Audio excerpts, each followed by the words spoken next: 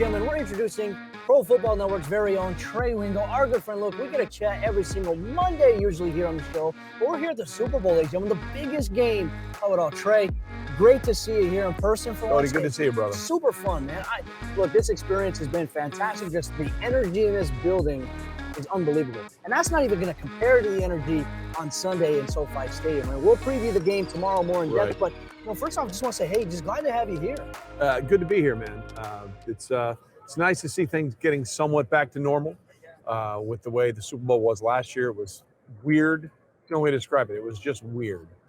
So this is somewhat like what it used to be. Not 100%, but we're working in that general direction. No, absolutely. And the NFL just announced, we just got a memo that they're going to be expanding overseas. Munich, and potentially Frankfurt. Yeah. And there's going to be a game in 2022, not only just in the UK, but also now in Germany. The NFL continues to try to expand globally. Your thoughts on that? Well, they've been trying to do this forever. If you remember the old World League of American Football, it was the Rhine Fire, the Barcelona Dragons. There were three teams in Germany. The something Admirals, but their German fan base was by far the strongest of all the World League teams. So obviously for a variety of reasons, London and England make sense, but there's a massive fan base of NFL, really hardcore fans in Germany, and I think it's smart for the NFL to try and capitalize on that. It's super important as well. We know that the Jacksonville Jaguars will have a home game overseas here once again, obviously in the UK. They got their first win of the season this past year.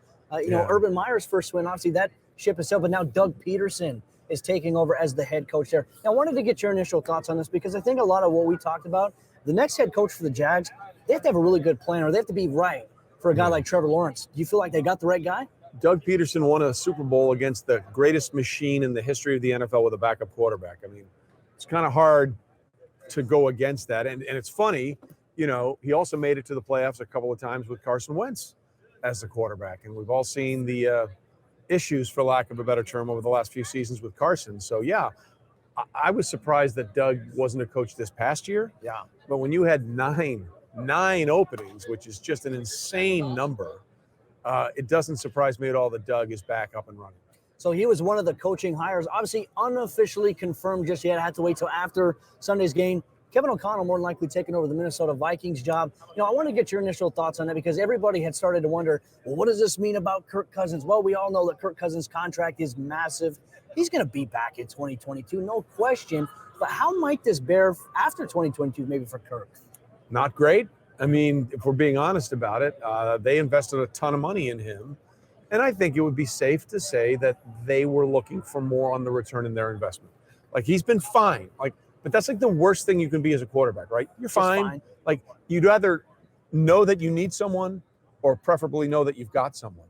But being in the middle sucks. I mean, being in the middle, and to be fair to Kirk, he's better than an average quarterback. Yeah. But how much better? Okay, if the line of demarcation is 16, he's not 1 through 5. He's probably not 5 through 10. So he's in that sort of 11 to 16 situation, or 11 to 15. That's a problem. It's a problem. Well, and I think as well, when you look at where Minnesota's at, we had Alexander Madison on earlier, by the way. Yeah. Fantastic interview. He is a workhorse as well. I mean, you have a dynamic 1-2 punch with he and Dalvin Cook. You have to try to build on that, not to mention Justin Jefferson, Adam Thielen. Irv Smith Jr. is going to be returning for them this year, which I feel like when he went down with an injury, that was a big blow because they had high expectations for him. Now, in your opinion, what else do the Vikings need? Obviously, a whole regime change. Well, new GM, new head coach. It would help if Aaron Rodgers leaves, right? I mean, just be honest about it. He might. And I think he will. So that's going to help. Everybody in the division gets better when Aaron Rodgers leaves. So that is one thing that has to happen.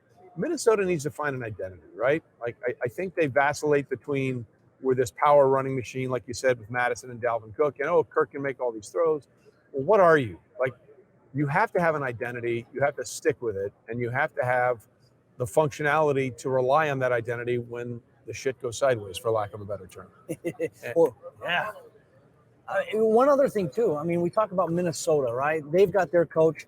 The Miami Dolphins have their next coach. Yeah. Mike McDaniel coming over from the Kyle Shanahan quarterback collective. really bringing over, a lot of philosophy that they hope will translate with Tua Tagovailoa. And obviously we know that there's a whole ongoing investigation. There's the lawsuit pending against the Dolphins by Brian Flores. Yeah. Do you believe that Mike McDaniel for Tua Tagovailoa is the best avenue for him, or is it this essentially like, hey, a prove-it year, and then maybe look elsewhere if they don't work out? Listen, I have a standard philosophy when it comes to hiring coaches. We'll see. Like, I love it. But I mean, like, people always want to make these grand predictions. Who's the best hire? I have no freaking idea. And everybody making those statements has no freaking idea, right? Like, whenever a coach is hired, they got our guy, and we're all set, and we can't wait. He does this right. He's going to bring this culture. He's going to do this. But if he doesn't win enough, he's fired. Like, all the other stuff doesn't matter. It doesn't matter. Like, yes, Mike McDaniel could be good for Tua, but at the end of the day, if he doesn't win, it doesn't matter. It doesn't matter. So, whenever a coach is hired, they talk about all this stuff, and then when they fire him, well, he didn't win enough. So, I mean, I love it, and it's great theater, and it's great drama, and it's great Twitter, content, but it doesn't mean anything if you don't win. Like, you'd be the biggest jerk in the world if if Urban Meyer went 9-8, he'd still be the head coach, even with all the problems that he had. The only thing that matters is winning, and anybody that says anything else is lying. Oh, that's the important part about it too. I think that a lot of people get won over by press conferences, by coaches, the personalities, the energeticness, the new life too. Obviously there's that right now. No, I like Mike McDaniel. Like, he's different. Like, he's a different dude. Like, he's out there. He's not your standard whatever, Mike Jones, let's go, not a dumb question. Why? That's why we did that, He's different, and I'm 100% down with that. But different only works if you're winning. Yes. It's like the old line from Bull Durham, your shower shoes have fungus. Win 20 games in the show, and they'll call you colorful. If you don't win 20 games in the show, you're a slob with fungus on your shower shoes. So the only thing that matters is can you put it over the goal line? That's the most important part too. I think kind of continuing our discussion here today, Pro Football Network Daily, ladies and gentlemen, we got Trey Wingo here, Pro Football Network's very own. Tom Brady retired. Yeah. And we were talking about maybe the impact of that. We haven't had time to catch up since then. But then now there's also the leaking stories like, never say never. Is this something we're going to have to drag out for the next couple of years? I don't think it's a Brett Favre situation. I think Tom's being a little flip, and I think Giselle will kill him if he thinks about going back into the NFL. So this was a decision for Tom based on nothing to do. Like, he can still play. For God's sakes, at 44, he led the league with 44 touchdown passes and over 5,300 passing yards at 44. Oof. Now, again, I just taped a podcast with Warren Moon talking about that because he was the standard bearer until Tom came along. The rules that Tom was allowed to play in, and all the quarterbacks now, are completely different than they were in the 80s and 90s when you could beat the living crap out of these guys. So that goes to his longevity as much as his pliability and his avocado ice cream. I mean, let's just be honest about it. But I don't think that he would go through all this. Like, when Brett Favre retired and then came back, like, his press conference was like, I know I can still play. It was like he didn't want to stop. He just felt like he should stop. And then we had that whole thing in Kiln, Mississippi, where we staked out his house every day. I don't believe that's going to be the case here. I think Tom is committed. He might feel differently in 6 months. Like he said, he'll get the itch. But I think that itch might be squashed by his significant other. They all do. One thing I threw out there, and this was like 3 years ago, I said, hey, in 5 years, Peyton Manning, Tom Brady, they'll be doing some Monday Night Football stuff together. I mean, it's still a possibility he could join the Manning cast as the new stepbrother. Yeah. I mean, I don't think he's going to do booth work, like hardcore booth work. I think he has other things he wants to do. I think Tom has really giant life aspirations outside of football. Like, Peyton's giant life aspiration is, I think he wants to be an owner. I think he wants to be an owner. I think Tom has bigger dreams than being an owner in the NFL. I've heard that, politics is something that Tom has been interested in. I don't know why anyone would want to get into politics, but that's a separate issue entirely. Like, welcome to pissing off half the people all the time.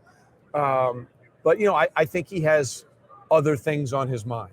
So I believe him when they say he's retired, even though he throw that little caveat out there. I don't think you'll see him. Yeah. I don't think you'll see him come back. No, and there's a lot of speculation too. Look, the Cincinnati Bengals, we'll preview them a little bit more.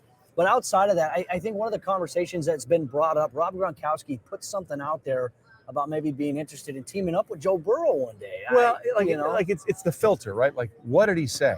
He said, if I was going to choose a quarterback, I'd choose Joe Burrow. I don't think that means he's interested in coming to the Bengals. I think he's just answering a question honestly. Like, he almost retired because they were going to send him to Detroit in a trade, and he's like, no, I only want to catch passes for Tom Brady. Wow. I think that we've seen.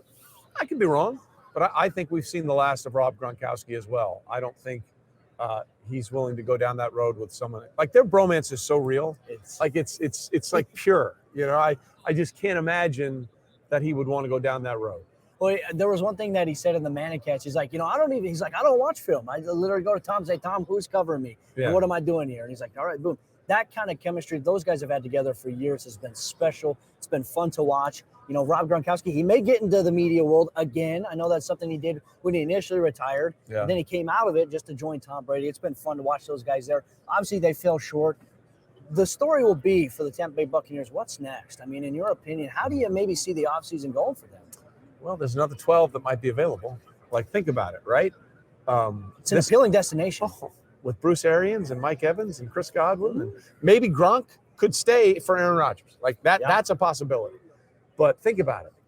I believe Aaron Rodgers is moving. I believe Russell Wilson is moving. I believe Deshaun Watson's moving.